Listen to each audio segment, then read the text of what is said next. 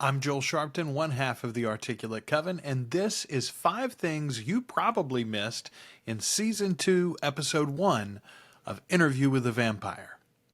Number 1, the Fang Teeth opening image. What was the Towers of Dubai and Jackson Square in Season 1 is now the Towers of modern-day Dubai at the bottom and a war-torn European front at the top.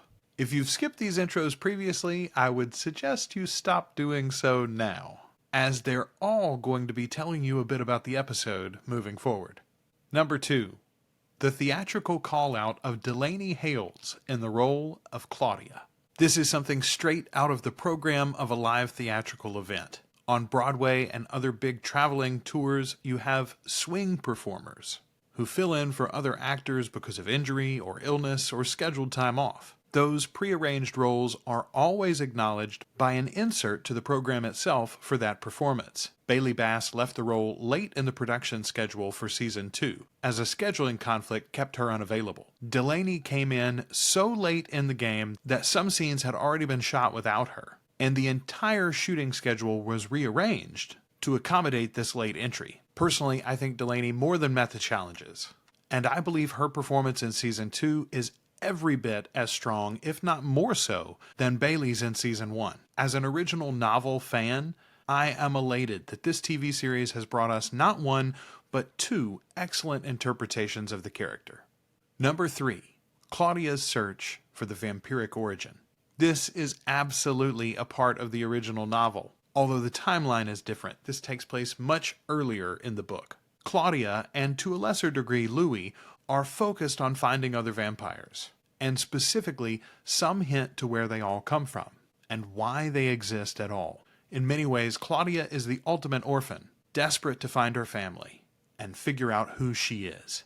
In the novels, wasting away due to starvation is absolutely something that can happen to vampires, either in the grave or the ground. Very old or very powerful vampires can and do survive centuries without food, but rising is never easy, and often takes the help of other vampires to succeed. The revenant vampire we meet here is also in the novel.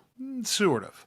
Claudia and Louis in the book meet a few vampires seemingly without minds, just hungry, open mouths full of sharp teeth. It's not really explained why these vampires are that way, either in the books or the show. Fan speculation and Anne's own comments in interviews seem to imply that a weakly made vampire, trapped in a locked coffin long enough, can go mad and devolve into this mindless monster that we see in this episode. The old queen vampire we see here isn't really from Interview with the Vampire, the novel, but instead she's an adaptation of a character in the Vampire Lestat novel, the second novel in the series. This sequel-prequel tells the origin story for Lestat, and will be adapted in full as Season 3 of this series. Number 4, Real Rashid. Well.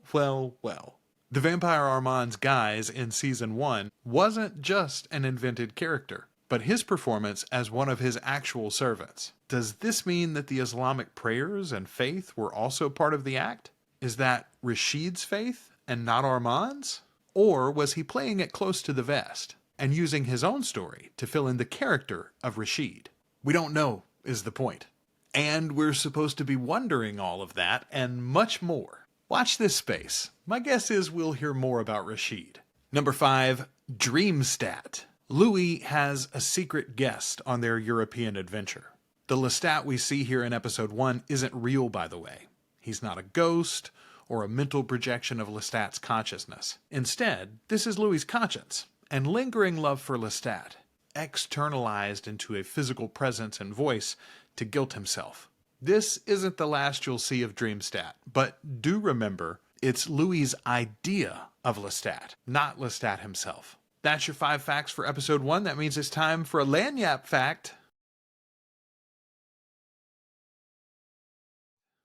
LSU, or Louisiana State University. Not my alma mater, but it is the big state school here in Louisiana. LSU is based in Baton Rouge, where our friend Tom Anderson was headed before he went to Lestat and Louis' Mardi Gras party, and is sometimes called the Old War School. This name comes from its complicated origin, as several institutions of higher learning combined to form what is now called LSU.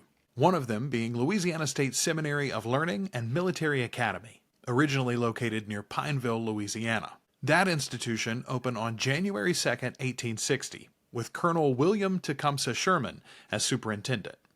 Yes, that Sherman. The nickname the Old War School continued and was solidified in World War II, as 12,000 people from LSU served, and nearly 5,000 former students served as officers, fourth most among all colleges, behind only West Point, the Naval Academy, and Texas A&M. 16 LSU students achieved the rank of brigadier general or higher. First and foremost among them was not a former student, but the vice president of the university, Troy Middleton. Middleton would rise to the rank of lieutenant general and would earn his greatest renown for the decision to hold Bastogne during the Battle of the Bulge, contrary to General Patton's advice. By World War II's end, Middleton had logged 480 days in combat, the most of any American officer. Thanks for watching this video. If you enjoyed it and you're in a position to support the channel, please join us at articulatecoven.com/join. $2 or more a month gives you access to everything we do early and ad-free, including my video for 5 things you probably missed from episode 2 of season 2 for Interview with the Vampire. It's up right now.